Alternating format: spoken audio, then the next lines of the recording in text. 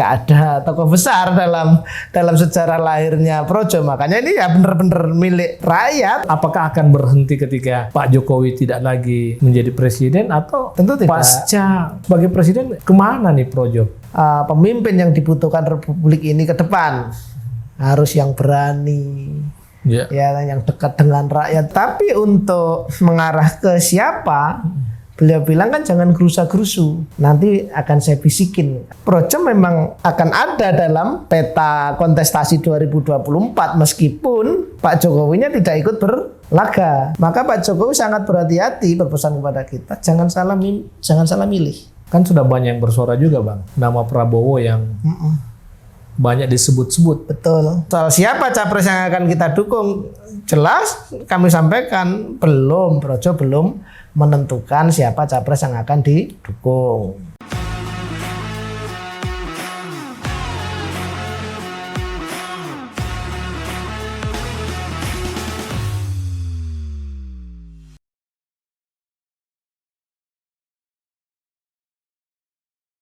Assalamualaikum warahmatullahi wabarakatuh.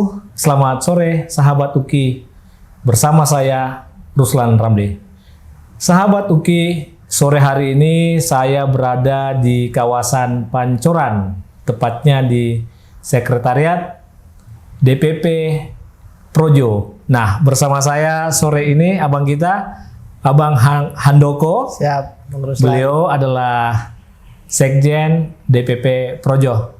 Gimana kabar Bang? Alhamdulillah sehat. Sehat Bang ya? Alhamdulillah.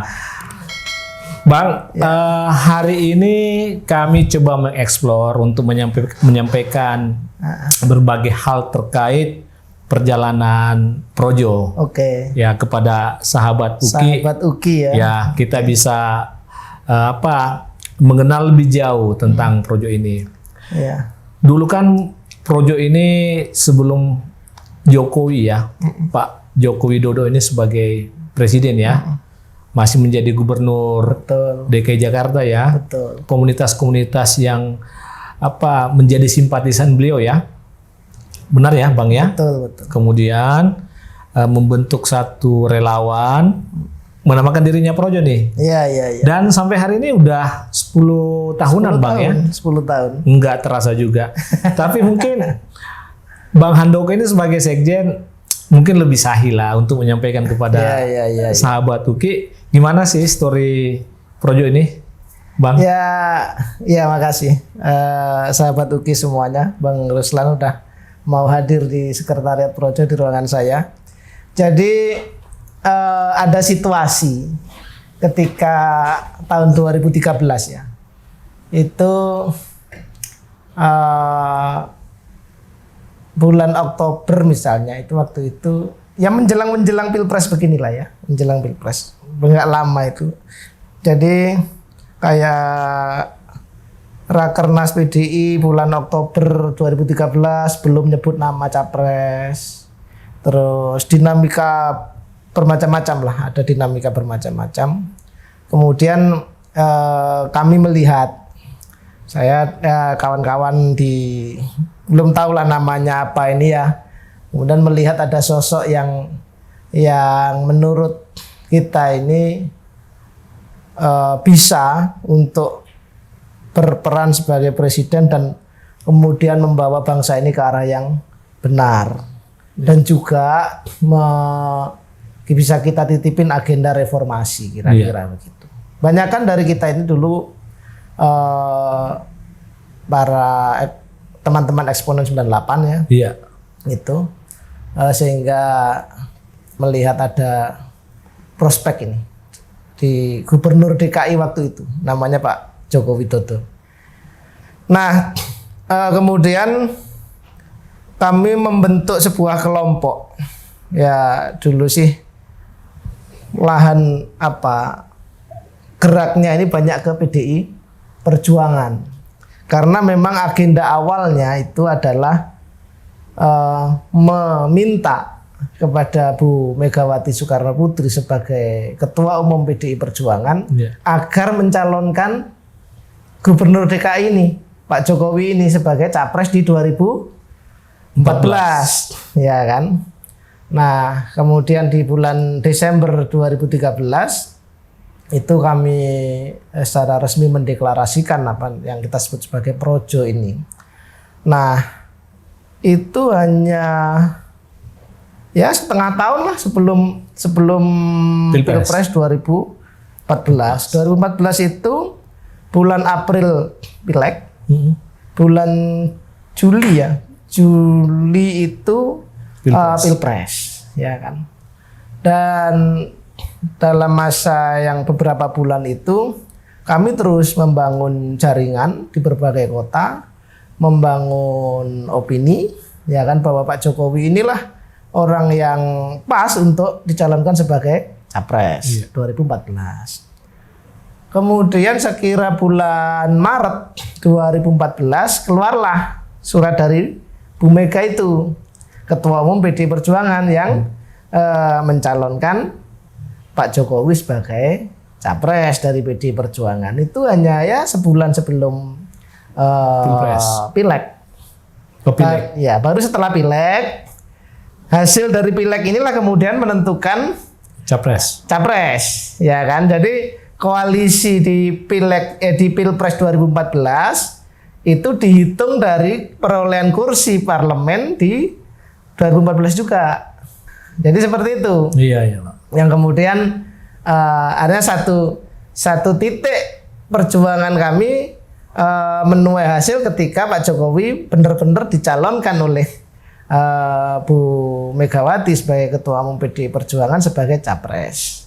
Fase berikutnya tentu adalah bagaimana memenangkan, yang waktu itu kemudian Pak Jokowi berpasangan dengan Pak Yusuf Kalla, diusung oleh 3 partai, PDI Perjuangan, kemudian Nasdem dan PKB waktu itu. Dalam rentang waktu yang nggak terlalu panjang, kampanye Pilpres, kemudian alhamdulillah menang, sehingga fase kedua dari perjuangan kami ini berhasil ini, Pak Jokowi kemudian benar-benar memenangkan Pilpres. Nah, setelah Pilpres itu kami berkumpul di Kelapa Gading waktu itu bulan Agustus 2014. Sebuah rapat kita gelar, rapat besar, yang di situ Pak Jokowi menyampaikan pesan bahwa Projo ini jangan bubar setelah Pilpres itu. Karena menurut Pak Jokowi waktu itu bahwa perjuangan baru saja akan dimulai. Bahwa kemenangan di Pilpres 2014 bukanlah akhir dari perjuangan, tetapi justru sebuah awal dari perjuangan besar demi bangsa dan negara Indonesia ini. Kira-kira seperti itu. Dari situ kemudian ya tentu kami menerjemahkan jangan bubar itu artinya gimana? Iya. Ya kan? Artinya kemudian kami membentuk sebuah organisasi yang terstruktur. Sehingga forum rapat besar itulah yang kami sebut sebagai kongres pertama Projo. Iya. Dan tanggal itu 23 Agustus itulah kemudian menjadi secara resmi hari lahirnya Ormas Projo. Sehingga kemudian kita mengurus Projo ini menjadi sebuah ormas dengan badan hukum, dengan segala macam lah, kayak logo segala macam. Ini juga ada hak atas kekayaan intelektualnya, ya kan. Terus kemudian kan kita bangun struktur sampai ke seluruh Indonesia dan Pak Jokowi sebagai Ketua Dewan Pembina. Begitu. Bang, itu apa ya? Langsung Indonesia atau terkonsentrasi di Jawa atau di Jakarta atau kota-kota besar tuh, Bang? Apanya itu? Di proses pembentukan relawan ini. Oh, kami langsung bermain di jaringan secara nasional, sehingga waktu itu di Kelapa Gading itu Agustus 2014 itu sudah ada perwakilan dari Sulawesi Utara, dari Sumatera, bermacam-macam, dari Kalimantan Timur, hadir semua. Nah, memang inilah hebatnya juga Pak Jokowi ya. Jadi kami yang membawa nama beliau ini nggak kesulitan untuk membangun jaringan di seluruh Indonesia. Oke. Itu yang kami syukuri juga itu. Nah, soal ya namanya komunitas ya secara nasional dan punya kaki-kaki di setiap provinsi, itu pembiayaannya gimana ya sistem yang dijalankan oleh Projo itu sendiri? Jadi Projo dari awal itu memang basis konsepnya adalah volunteerism ya, sukarelawanan ya, sehingga kami juga membangun infrastruktur organisasi ini juga dengan gotong royong, sehingga memang ya kawan-kawan di daerahnya masing-masing juga harus mampu secara mandiri membiayai kebutuhan untuk kegiatan mereka. Jadi memang tidak ada aliran dana, misalkan kami dari pusat mengongkosin masing-masing ini, ya tentu itu sebagai sebuah gerakan kerelawanan sangat sulit untuk bisa kami lakukan seperti itu, sehingga kawan-kawan memang mandiri saja. Volunteer, ada gerakan sosial, tapi ketika tiba momen politik, masuk juga di gerakan politik itu. Ya, artinya kemudian kami mendefinisikan ini memang jadi hal baru ya. Satu Projo ini menjadi sebuah manifestasi dari civil society untuk kemudian bergerak dalam volunteerism politik gitu ya. Nah, akhirnya ketika kami menjadi ormas pun, ya ini sebuah ormas tetapi gerak langkahnya adalah gerak politik. Yang ini memang mungkin hal baru ya dalam konstelasi Indonesia, itu hal baru. Ormas tapi politik. Ini dia Bang, dengan pengalaman Pilpres 2014 ya, Pilpres 2019 sampai di Pilpres 2024, ini kan gaungnya sangat terjaga ya. Momentum ini selalu dijaga oleh Projo di dalam menghadapi kontestasi ini. Nah, kata politik tadi sangat kental juga kepada Projo. Pertanyaannya kemudian, apakah ini memang menjadi alat yang digunakan oleh Pak Jokowi untuk gerakan-gerakan politik itu, atau gimana sebenarnya itu Bang? Ya sebenarnya begini, ada ternyata kami menemukan ini kan menjadi ya Projo ini kami jalani dengan ya kita lihatlah nanti takdir sejarahnya akan seperti apa. Tetapi memang perjalanan politiknya menunjukkan bahwa ada bukan cuma ada tapi besar ya kelompok masyarakat kita yang mau berkontribusi di dunia politik, tetapi dalam gerakan kerelawanan seperti ini, ya kan, itu yang mungkin karena dinilai lebih fleksibel, ya kan, lebih tidak seperti misalnya partai politik yang mungkin punya banyak kaidah, banyak aturan tertentu, ya kan. Ya kami secara hukum, secara badan hukum ya ormas, tetapi memang kami melakukan kerja-kerja politik. Nah, itulah yang kemudian menjadi hal baru mungkin, dan kemudian juga menarik bagi publik. Ada ternyata semacam ini bisa kita lakukan, sehingga orang ketika memberikan kontribusi politik itu tidak harus kemudian masuk dalam struktur-struktur formal politik, misalnya menjadi anggota DPRD, menjadi anggota partai dan sebagainya. Begitu. Berkatnya apa nih Bang sehingga soliditas itu ya terjaga ya? Projo dari masa ke masa ya ada kelihatan solid, kompak. Ya berkatnya Pak Jokowi tentu. Meskipun kemudian ada nilai-nilai. Kan ada nilai-nilai yang kita bisa ambil dari Pak Jokowi. Misalnya kerja kerasnya, kedekatan dengan rakyatnya, ya kan, keberaniannya.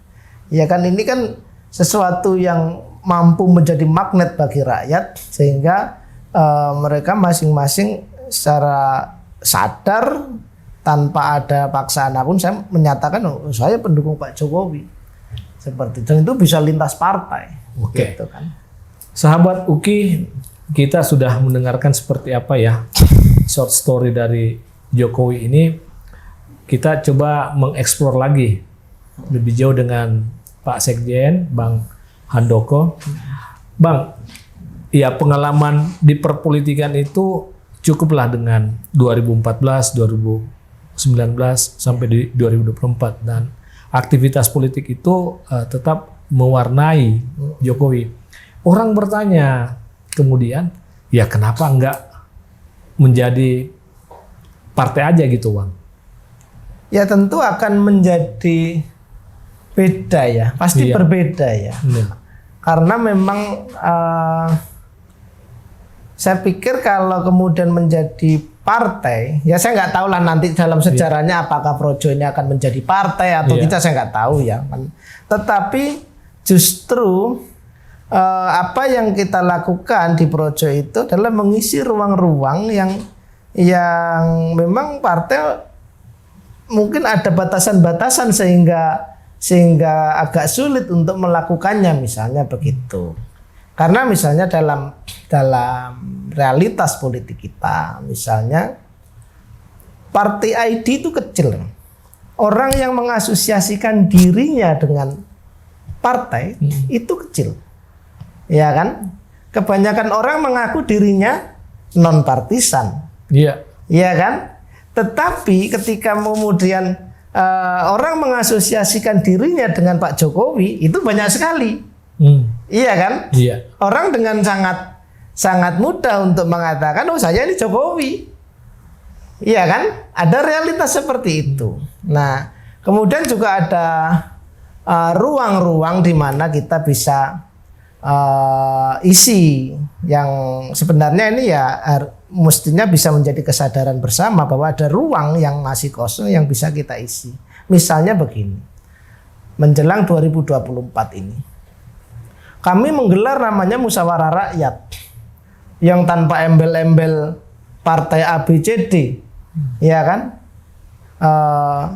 Rakyat kita kumpulin di berbagai kota. Kemarin kita gelar di 30 kota, ya 30 provinsi. Ya kan, termasuk di Makassar juga waktu itu kan orang antusias banget untuk datang, ya kan. Mungkin agak berbeda ketika yang menyelenggarakan adalah salah satu partai dalam bentuk konvensi partai misalnya. Nah, ruang seperti ini kami kontribusikan kepada Republik ini bahwa ini kami merekam suara-suara rakyat. Ya, terbukti bahwa hal semacam ini mendapatkan antusiasme tinggi dari masyarakat. Misalnya dalam membangun persepsi tentang berbagai hal, biasanya kita dengan survei, ini salah satu metodologinya. Kita coba metodologi lain, kita gelar musyawarah rakyat yang di satu titik bisa di Makassar itu 10.000 lebih mungkin, banyak sekali orang hadir. Kemudian kita suruh e-voting untuk memilih, misalnya gini, untuk merekam agenda kebangsaan apa sih yang menurut rakyat paling diharapkan. Misalkan. Kan kita ada yang ngomong soal persatuan, ada yang ngomong soal kebinekaan, ada hal-hal yang menjadi concern dari rakyat. Kemudian program-program apa yang itu kemudian menjadi harapan rakyat. Ada yang ngomong, biasanya kan kalau di daerah yang infrastrukturnya jelek ngomongnya infrastruktur, kira-kira begitulah ya. Okay. Ada juga yang ngomong soal pendidikan gratis, ada yang ngomong soal kesejahteraan, ya kan, pendidikan, lapangan kerja. Itu kita rekam semua sampai kemudian kita rekam siapa sih orang-orang yang kira-kira cocok ini untuk menjalankan agenda-agenda ini. Nah gitu. Kemudian muncullah nama-nama seperti itu. Ini kan ruang yang bisa kita isi, gitu. Kalau melihat infrastruktur Projo ini kan sudah ke 34 provinsi kan. Yeah. Kemudian secara resources kan banyak juga aktivis-aktivis yang pernah ya menjadi apa nih parlemen jalanan di 98 ya. Kemudian ya Projo di daerah kan juga punya nama ya di tiap provinsi gitu kan.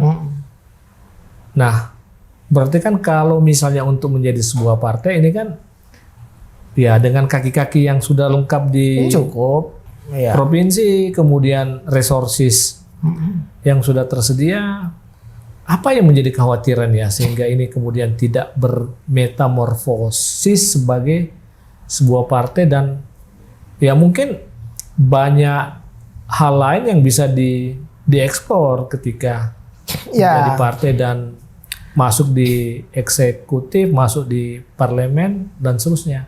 Ya mungkin bisa jadi seperti itu, Pak.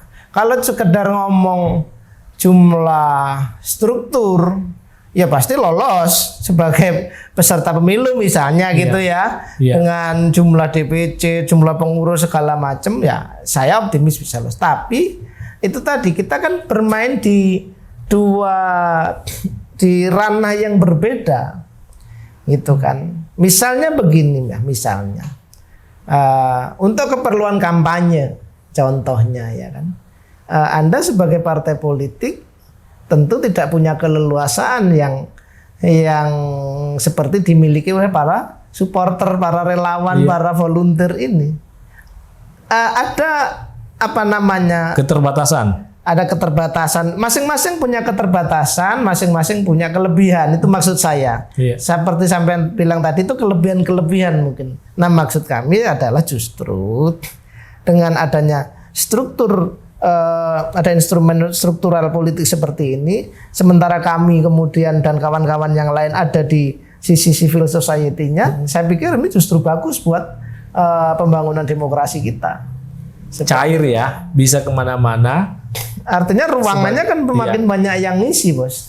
Oke. Iya kan? Tapi bukan tidak mungkin ya, kalau misalnya ini kita lihat sejarah politik dan perjalanan pendirian partai politik biasanya kan didesain oleh tokoh yang sangat sentral ya. SBY dengan Demokrat, Prabowo dengan Gerindra, Surya Paloh, SP dengan Nasdem. Nah, kemungkinan ke arah itu apakah juga akan terjadi pada projo ini atau sebenarnya desainnya seperti apa? Ya kami sebenarnya kalau ngomong kelahirannya ya ini kan gerakan rakyat gitu kan. Tidak ada kita di projo hampir tidak bisa menemukan elit yang seperti Anda sebutkan tadi gitu kan. Semuanya lahir dari gerakan bersama. Kemudian membangun gerakan secara setara begitu kan di mana-mana. Bahkan kami juga waktu kampanye 2014 misalnya, kami tidak ada struktur, tidak ada yang namanya misalnya ketua umum apa ya nggak ada karena strukturnya nggak ada. Ini adalah sebuah jaringan, jejaring, ya kan jejaring bersama. Nah justru inilah yang saya pikir sebuah model bahwa ada kekuatan rakyat yang kemudian berhimpun. Ya jujur saja ini kemarin cukup memberikan warna baru dalam peta politik Indonesia. Ya kalau ngomong tokoh besar, saya pikir juga nggak ada tokoh besar dalam sejarah lahirnya Projo. Makanya ini ya benar-benar milik rakyat, gerakan rakyat betul begitu. Seperti itu. Jadi apakah selama ini memang ya Pak Jokowi sebagai Dewan Pembina, ya Pak Jokowi sebagai orang yang sangat didengar ya sebagai patron dari projo ini belum memberikan kode sinyal ini ke depan seperti apa ini? Apakah akan berhenti ketika Pak Jokowi tidak lagi menjadi presiden atau tentu tidak. Pasca sebagai presiden kemana nih Projo? Ya Pak Jokowi sudah menyampaikan di Rakernas 2022 di Borobudur misalnya, Magelang. disampaikan. Ya. Beliau bicara tentang kepemimpinan ke depan, ya kan, tentang presiden yang akan datang, gitu kan. Ya. Tetapi kan beliau bilang ke kami ojo ke susu, ya kan, ojo ke susu, ya kan. Nah, waktu itu beliau bilang dengar dulu suara rakyat baik-baik, makanya kami gelar musyawarah rakyat itu, ya kan. Itu dalam upaya menerjemahkan perintahnya Pak Jokowi untuk dengarkan lebih seksama ini suara di bawah. Nah kemudian di puncak musra kemarin bulan Mei, tanggal 14 Mei itu kan episode terakhir musra itu puncaknya itu di GBK kemarin di Istora Senayan. Nah di situ Pak Jokowi bilang beliau bercerita tentang kriteria pemimpin yang dibutuhkan Republik ini ke depan, harus yang berani. Ya, yang dekat dengan rakyat, ya situlah ya, bisa didengarin di pidatonya. Kemudian tetapi untuk mengarah ke siapa, beliau bilang kan jangan gerusa-gerusu, ya kan. Nanti akan saya bisikin, kata beliau begitu kan. Nanti ya artinya bahwa Projo memang akan ada dalam peta kontestasi 2024 meskipun Pak Jokowinya tidak ikut berlaga gitu. Tetapi kan kita punya, saya bilang dari awal tadi, punya nilai-nilai, punya agenda-agenda yang harus kita perjuangkan seperti itu, sehingga di 2024 ya insya Allah Projo masih tetap hadir dalam pertarungan Pilpres. Ya, gitu. Tentang siapanya nanti Pak Jokowi akan kasih arahan kan seperti itu. Oke. Gitu. Baik Bang, sahabat Uki tadi sudah disinggung nih Pilpres 2024 nih. Nah, kita akan mengeksplor lagi sahabat Uki melalui Pak Sekjen Bang Handoko ini tentang kemana nih Projo di 2024. Bang, kita banyak melihat ya, menyaksikan, membaca bahwa Pak Jokowi ini kan mengendorse ya 2 capres ya, Pak Ganjar kemudian Pak Prabowo. Tetapi secara tersurat Pak Jokowi belum menyebut nama, masih orang menerjemahkan, orang menafsirkan, Projo menafsirkan, menerjemahkan. Sebenarnya kalau melihat kode sinyal yang diberikan Pak Jokowi, gimana Projo menafsirkan ya kode-kode dan sinyal-sinyal yang disampaikan oleh Pak Jokowi itu? Ya, yang harus kita pahami pertama bahwa arahan bagi kami jelas. Ya kan, jangan gerusa-gerusu, nanti akan ada waktunya, beliau akan kasih arahan, itu yang pertama. Kemudian kalau soal gestur, gerak-gerik, langkah-langkah itu kan dinamis sekali dan multitafsir lah ya. Artinya ya tentu sebagai orang yang berada di lapangan politik, kami ya tentu selalu mendeteksi, melakukan analisis atas berbagai peristiwa politik gitu kan.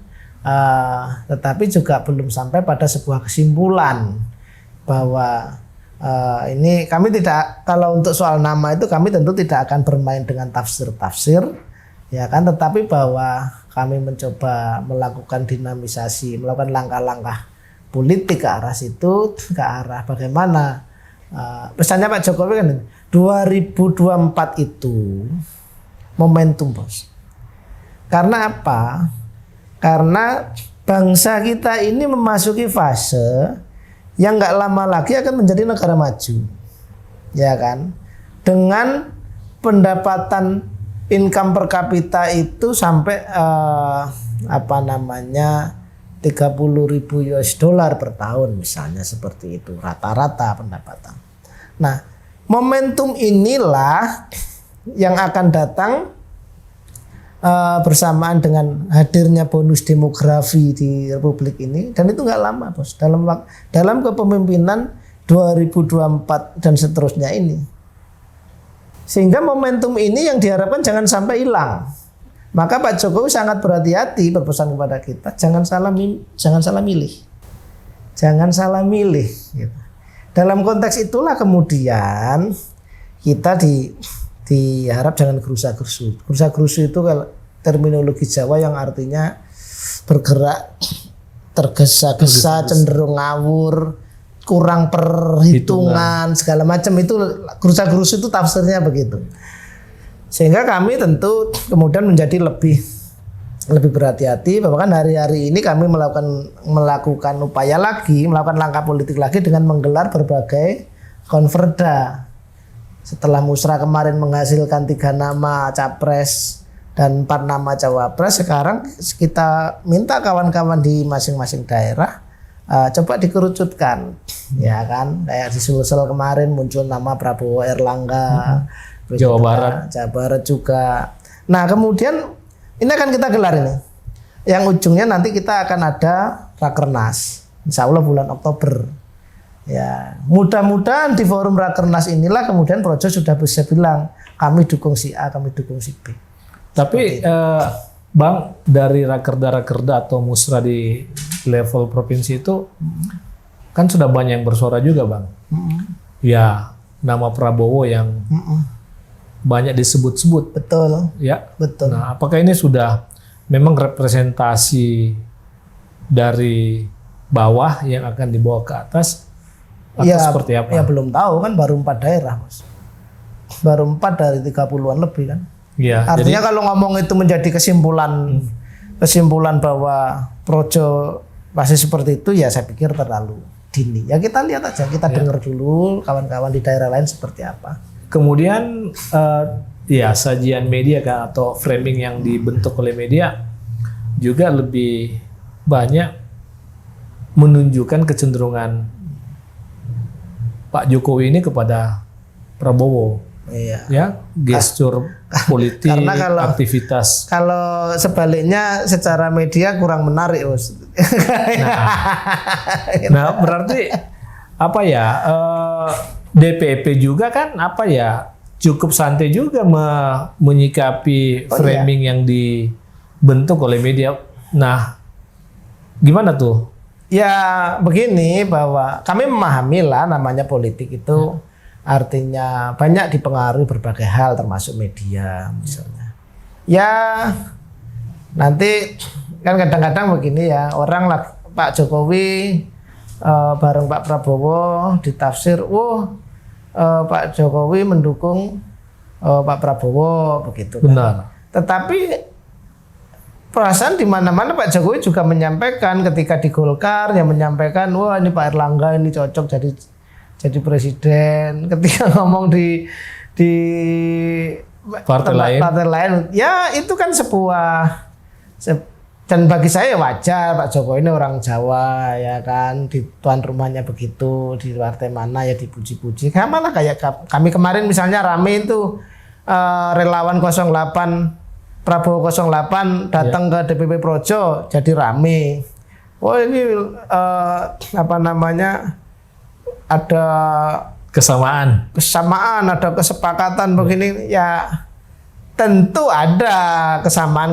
Kemarin kita bicara soal platform yang lebih besar. Jangan lagi kita sudahilah Pilpres yang kemudian menimbulkan atau meninggalkan residu, meninggalkan luka yang cukup dalam, yang susah diobati nanti, itu jangan lagi begitu. Itu jadi hal yang kemarin syukur alhamdulillah kita sama-sama sepakat, tidak main lagi isu yang membelah seperti itu kesepakatan, ya kan.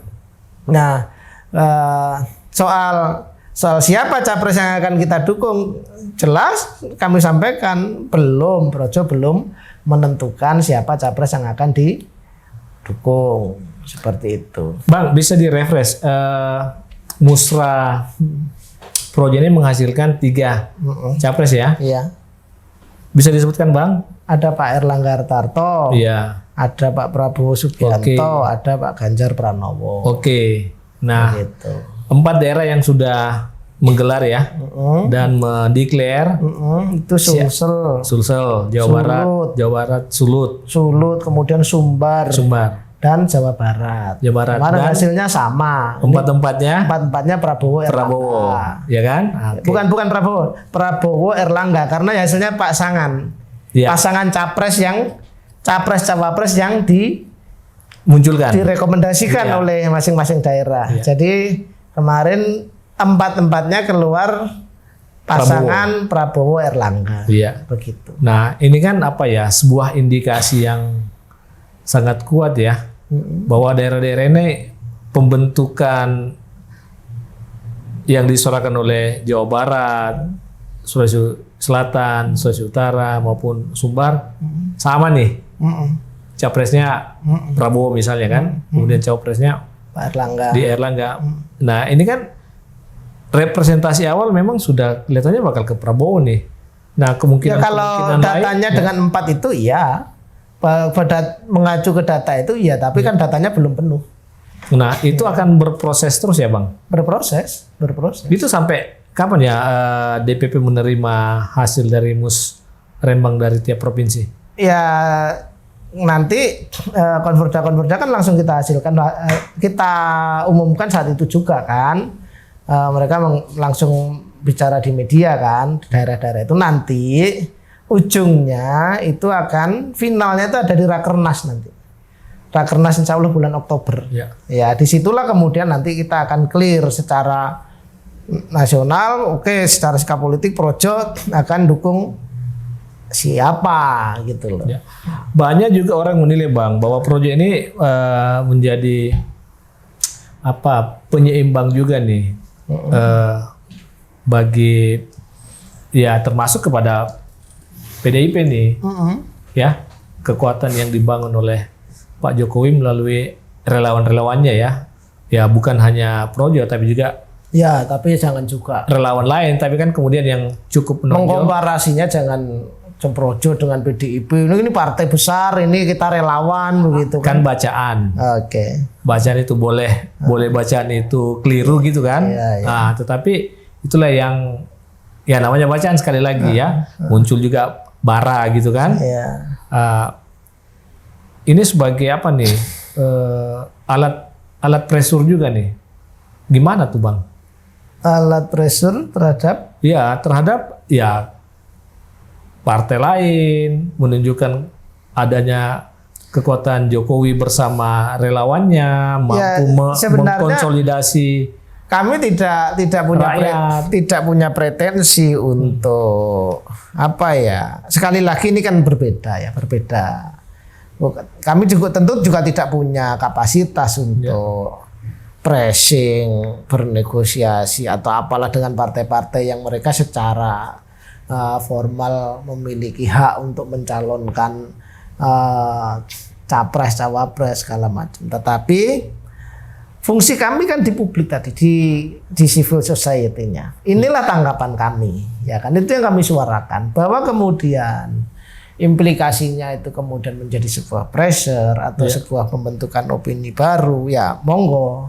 Tapi kami itulah yang saya maksud tadi, ada hal yang berbeda yang bisa dilakukan oleh gerakan-gerakan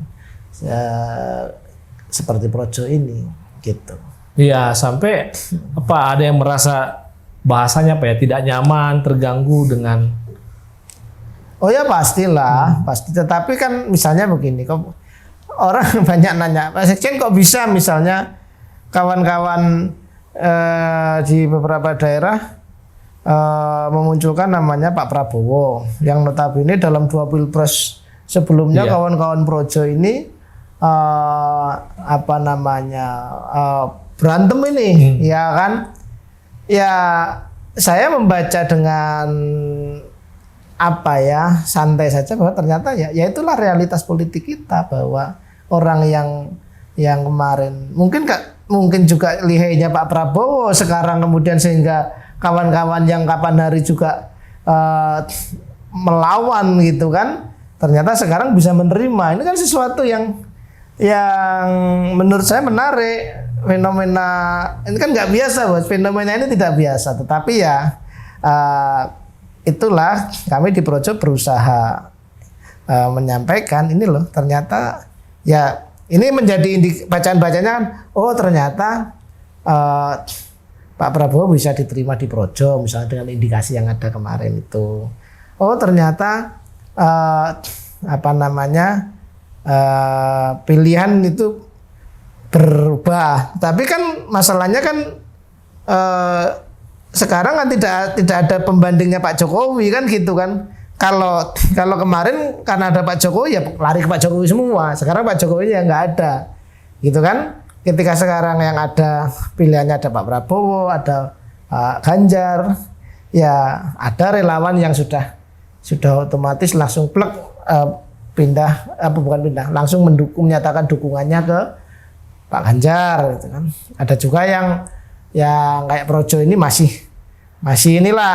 kita gali terus lah, kita lebih sabar untuk berproses menjalani mekanisme organisasi seperti itu. Nah, kemudian ini Bang, kemarin waktu Projo dibentuk, ini kan banyak terafiliasi juga dengan PDI Perjuangan ya. Betul. Ya kan, beberapa orang yang tercatat sebagai bagian dari PDIP. Betul. Nah, dalam perjalanan di 2 Pilpres ini kan selaras ya, Joko Widodo sebagai capres, gitu kan.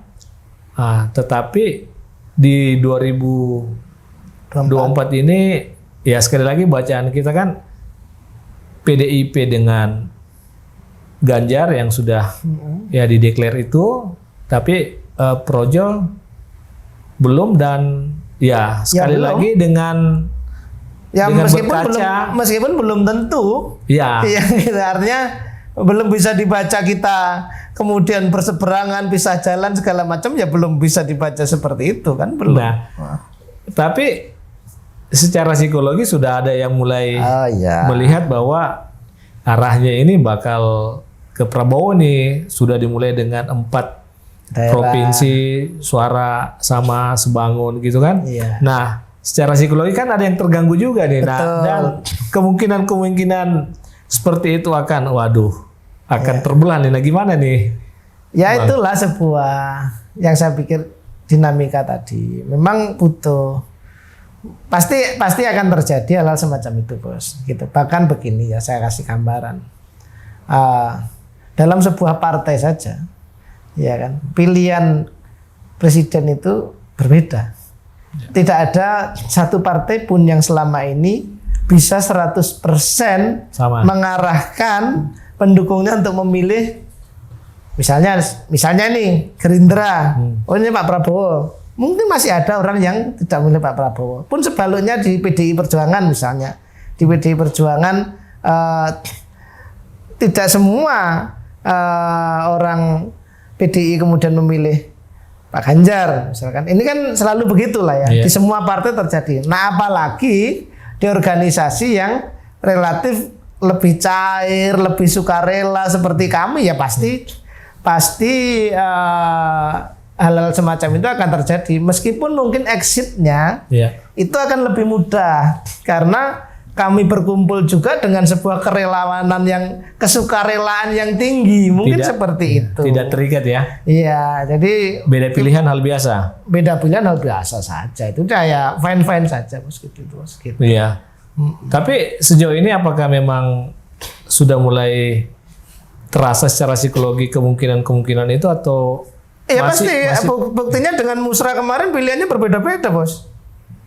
Iya kan, di satu daerah ini yang menang, di satu daerah ini yang menang. Ada kadang-kadang tokoh lokal di Makassar muncul misalnya namanya Pak Dani Pomanto misalnya segala macam. Ya biasa saja. Itu justru itulah kemudian bagaimana kita secara matang, secara dewasa melakukan komunikasi, melakukan diskusi sehingga perbedaan-perbedaan itu tidak memunculkan friksi yang berlebihan seperti itu. Oke, jadi ini bukan sebuah persoalan serius bagi Projo ya? Bukan, justru makanya maksud saya seperti saya sampaikan tadi, lebih dari sekedar soal pilihan kepada capres mana yang kita akan tuju, tetapi bagaimana kemudian Projo ini menjadi mungkin sebuah contoh ya, contoh bahwa ada loh mekanisme untuk menggerakkan civil society untuk berpartisipasi aktif dalam lapangan politik tanpa harus misalnya masuk dalam struktur politik yang formal misalnya seperti itu. Justru hal semacam ini kan yang menjadi instrumen demokratis yang bisa saling melakukan diskursus ya. Oke. Seperti itu. Nah, kita ngomong lagi tentang ke depan ya Projo ya, ketika Pak Jokowi tidak lagi menjadi presiden ya karena ya konstitusi kita cukup 2 periode, gimana dong nasib Projo ini? Apakah akan berhenti seiring dengan landingnya Pak Jokowi atau sudah ada diskusi-diskusi di internal Projo? Saya yakin Projo ini akan terus eksis, mengingat ada satu yang saya sampaikan tadi, ada keperluan, ada kebutuhan, ada perlu sebuah kanal untuk menggalang partisipasi publik tadi, ya kan? Satu itu. Kemudian saya meyakini juga Pak Jokowi tetap ada meskipun dalam yang bukan fisiknya sebagai presiden, tetapi sebagai sebuah nilai. Ya kan, Pak Jokowi sudah memberikan ke kita ini patokan-patokan, standar-standar, ya kan, nilai-nilai itu.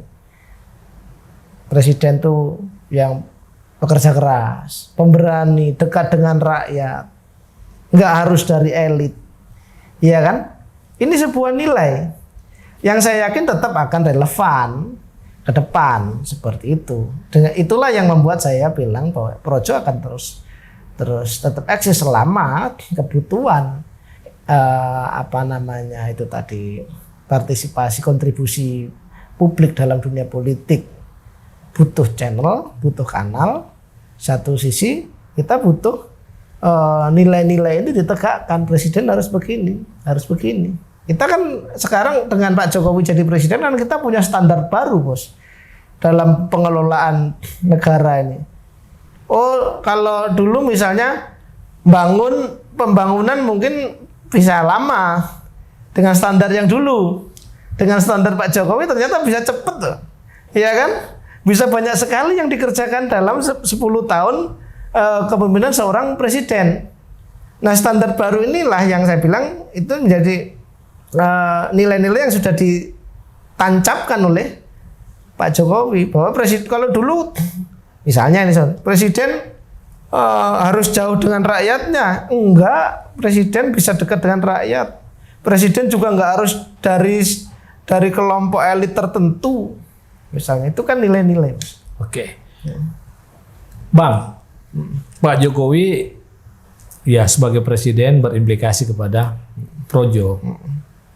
Tapi kan ke depan ketika Pak Jokowi tidak lagi menjadi presiden, ya pasti kan akan mengalami reduksi juga kan? Ya, saya nggak tahu apa reduksi atau justru penambahan, saya nggak tahu. Yang jelas itu sebuah transformasi berikutnya. Sama begini, Bos. Saya juga tidak membayangkan dulu ketika kita berkumpul mendorong Pak Jokowi supaya jadi dicapreskan, kemudian terjadi. Fase kemudian berlanjut kita menangkan. Saya pikir setelah menang ya sudahlah, ya kan? Setelah menang ya sudah, silakan Pak Jokowi, negara ini dipimpin. Kan tidak ternyata, Bos. Ternyata kemudian jangan bubar, temani saya segala macam, sehingga kami harus bertransformasi. Ini hanya masalah bagaimana ke depan Projo melakukan the next transformation, kan seperti itu. Oke. Ya kan? Kemudian ya wajar dong kemudian para anggota ya keluarga besar Projo mulai ya berpikir juga kan, wah ini baiknya gimana ini? Apakah kita tetap seperti ini atau kita menjadi partai politik? Nah, diskusi-diskusi di internal Projo sendiri pasca Pak Jokowi tidak lagi sebagai presiden, apakah tetap seperti ini atau ya nanti diskusi apa yang nanti kawan-kawan akan menjawab itu melalui mekanisme organisasi, kan ada kongres, ada apa, kan nanti akan terjawab itu, Bos. Iya kan, begini kawan-kawan. Ya saya nggak bisa yang ngomong ini karena di internal sendiri apa sih yang lebih suara-suara yang muncul di internal lebih mau kemana gitu? Ya. Udah kita mesti jadi partai nih, jangan tetap seperti ini. Kalau soal diskursus menjadi partai hampir tidak. tidak ada wacana ke sana ya. Tidak banyaklah yang bicara itu, tetapi bahwa menjadi partai itu kurang di kawan-kawan kurang ini enggak. Jadi justru yang maksudnya bahwa kawan-kawan ini di masing-masing lokusnya di daerah-daerahnya punya wadah, ya kan? Mereka bisa terlibat dalam dunia politik. Itu kebutuhan itu tetap ada, Bos. Kebutuhan itu tetap ada, ya kan? Karena itu tadi sebagai ormas mungkin hal yang unik adalah karena kami bermain di ranah politik gitu kan. Seperti itu, sehingga saya melihat kebutuhannya masih ada dan besar. Ruang untuk orang menyalurkan aspirasi, memberikan sumbangsih terhadap dunia politik masih besar, sehingga itu yang karena kebutuhannya ada, ya Projo masih bisa tetap eksis. Tapi itu nanti, Bos, silahkanlah kawan-kawan nanti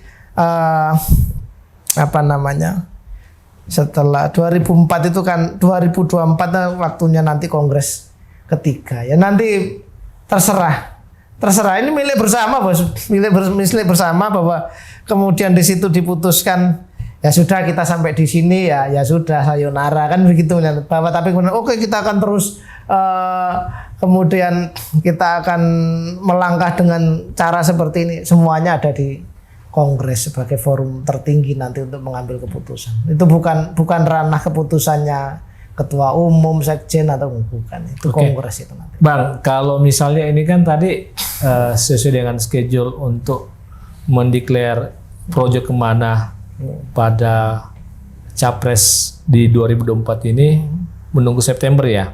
Oktober. Nah, berarti ini kan perjalanan musra di tiap-tiap provinsi masih berjalan ya? Musra sudah selesai. Kalau sekarang konverda, oke.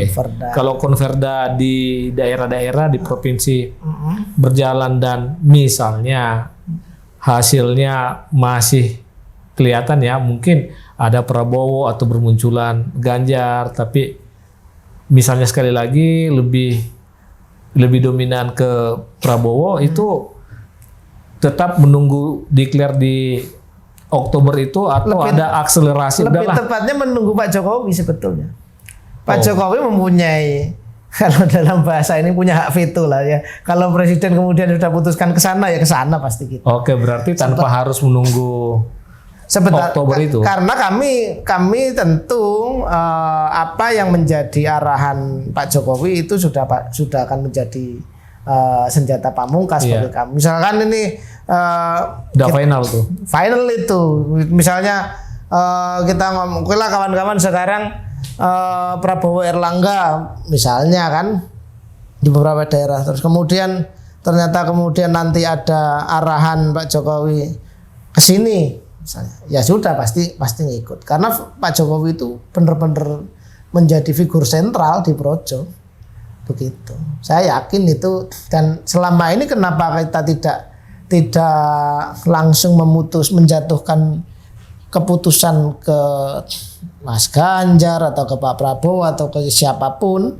itu justru kami menaati perintah dari Pak Jokowi untuk tidak gerusa-gerusu tadi. Tapi kalau misalnya data ya dari konverda itu ditunjukkan ke Pak Jokowi nih, dan itu berbeda keinginan Pak Jokowi, apa masih mungkin itu terjadi? Mungkin. Dengan veto? Mungkin. Dan saya yakin kalau kawan-kawan kalau sudah arahan Pak Jokowi ya selesai, Bos. Ya sekalipun itu ya. Iya selesai, Bos. Ya. Kalau Pak Jokowi sudah ini atas ini berbagai hal lah ya, sudah kita ke sini. Saya yakin 100% kawan-kawan ke situ, Bos. Gitu. Seperti itu. Baik. Jadi itulah Projo ya, kira-kira seperti itu. Ya, baik sahabat UKI, kita sudah banyak mendapatkan informasi ya lebih jauh terkait Projo dan seperti apa Projo pada kontestasi Pilpres 2024. Terima kasih. Terima kasih Bang Ruslan ya. Ya, sehat selalu ya. Senang main-main ke sini. Siap. Ya, meskipun cuma dapat kopi. Ini lebih dari cukup nih. Sekali lagi sahabat UKI, terima kasih. Sampai ketemu. Assalamualaikum warahmatullahi wabarakatuh dan selamat sore.